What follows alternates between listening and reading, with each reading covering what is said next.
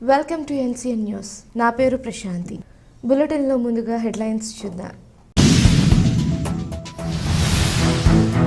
రాజమండ్రి ముంబై మధ్య నేరుగా విమాన సర్వీసులు ప్రారంభం. రాష్ట్ర మంత్రి వర్యులు కందుల దుర్గేష్.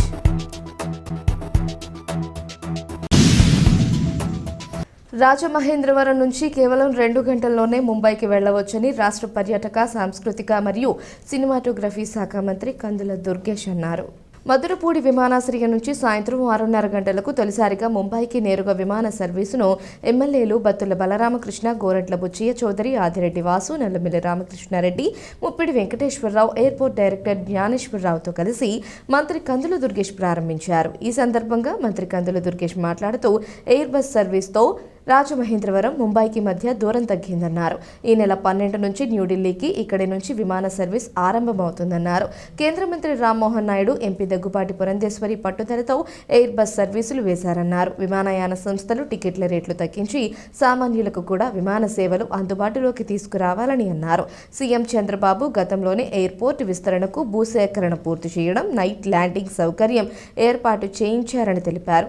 ముఖ్యమంత్రి చంద్రబాబు విజన్ కారణంగా రాజమండ్రి విమానాశ్రయం అంతర్జాతీయ స్థాయికి చేరబోతోందని మంత్రి కందుల దుర్గేష్ అన్నారు. ఈ కార్యక్రమంలో మంత్రి కందుల దుర్గేష్తో పాటు ఎమ్మెల్యేలు Bathula Balaramakrishna, Gorantla Butchaiah Chowdary, Adireddy Vasu, Nallamilli Ramakrishna Reddy, Muppidi Venkateswara Rao, airport director Gnaneswara Rao, RUDA chairman Boddu Venkataramana Chowdary, BJP నేతలు నీరుకొండ వీరన్న చౌదరి, జవ్వాది లక్ష్మీనారాయణ తదితరులు పాల్గొన్నారు.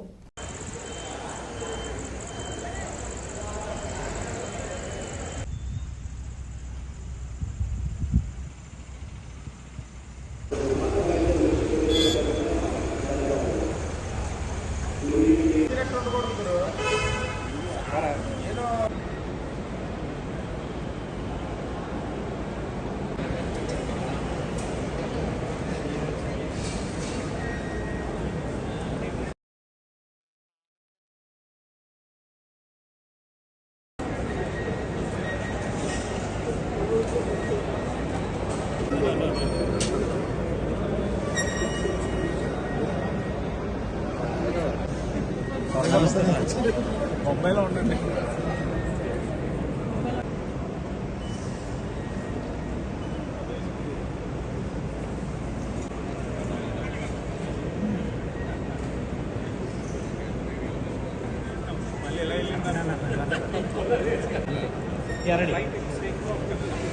Ready sir.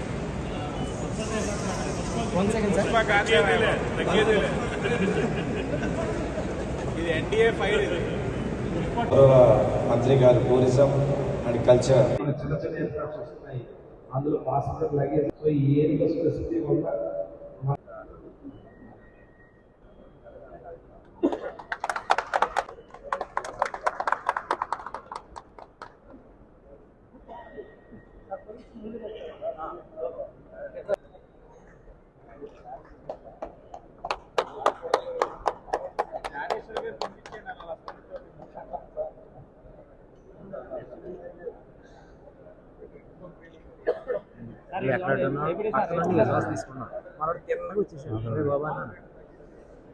నేను వైభవ్ అంటారంటే ఈటీవీ వారు అంటారు, లేకపోతే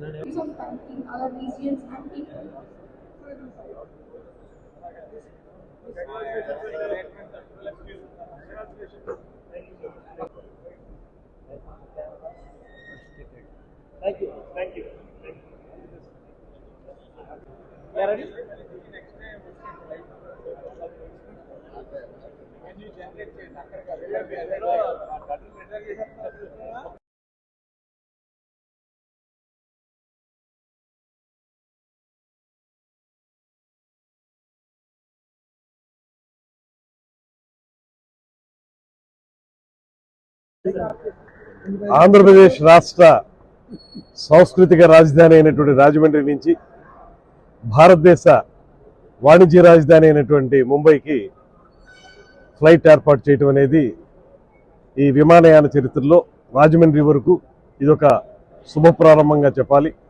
ముఖ్యంగా దీనికి కృషి చేసినటువంటి కేంద్ర విమానయాన శాఖ మంత్రులు రామ్మోహన్ నాయుడు గారు, రాజమండ్రి పార్లమెంట్ సభ్యులు శ్రీమతి పురంధేశ్వరి గారు ఇద్దరికీ కూడా మా అందరి తరఫున కూడా తూర్పుగోదావరి జిల్లాకు సంబంధించినటువంటి అందరు శాసనసభ్యులు అందరి తరపున కూడా ప్రత్యేకమైన ధన్యవాదాలు తెలియజేస్తూ ఇవాళ రోజు రోజుకి పెరుగుతున్నటువంటి విమానయాన ప్రయాణికుల విషయంలో చాలా కాలం నుంచి ఈ ప్రాంతంలో వ్యాపార రీత్యా ముంబై, ఢిల్లీ లాంటి ప్రాంతాలకి వెళ్ళేటువంటి వారి సంఖ్య చాలా ఎక్కువగా ఉన్నటువంటి సందర్భాన్ని మనం చూస్తున్నాం.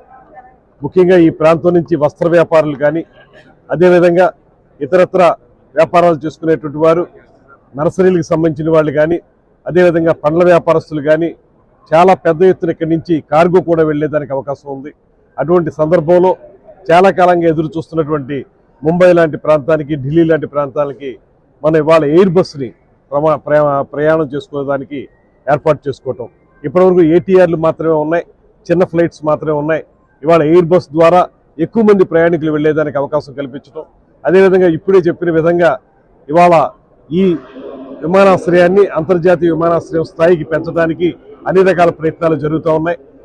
శంషాబాద్ ఎయిర్పోర్ట్లో ఎన్ని రకాల ఫెసిలిటీస్ ఉన్నాయో అన్ని రకాల ఫెసిలిటీస్ ఇక్కడ కూడా ఏర్పాటు చేయగలిగేటువంటి సత్తా మనకు ఉందనేటువంటి మాట ఎయిర్పోర్ట్ అధికారులు కూడా తెలియజేస్తా ఉన్నారు.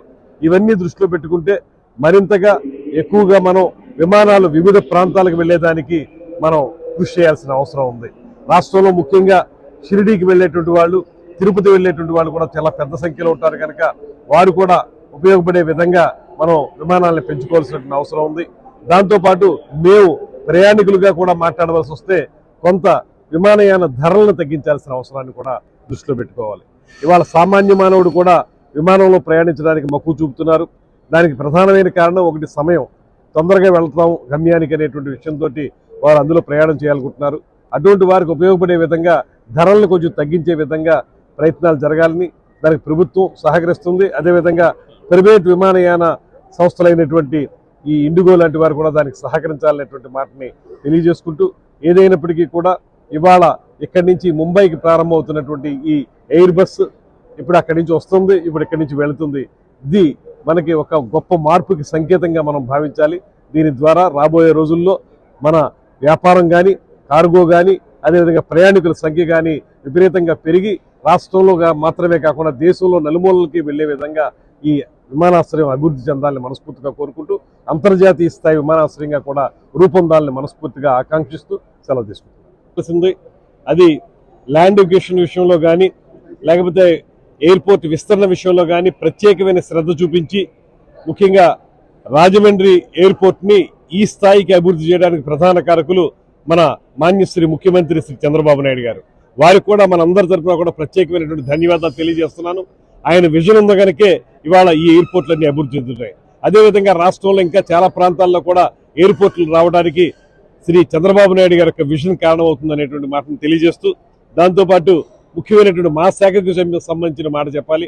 ఇవాళ టూరిజంకి చాలా పెద్ద ఎత్తున చంద్రబాబు నాయుడు గారు కానీ, పవన్ కళ్యాణ్ గారు కానీ సహకారం అందిస్తున్నారు. కేంద్ర ప్రభుత్వంలో ఉన్నటువంటి మంత్రులు కూడా సహకారం అందిస్తున్న సందర్భంలో అఖండ గోదావరి పేరుతోటి ఈ ప్రాంతాన్ని అభివృద్ధి చేసేటువంటి సందర్భంలో ఈ ప్రాంతానికి ఎక్కువ స్థాయిలో విమానాలు వచ్చినట్లయితే టూరిజం కూడా అభివృద్ధి చెందుతుంది.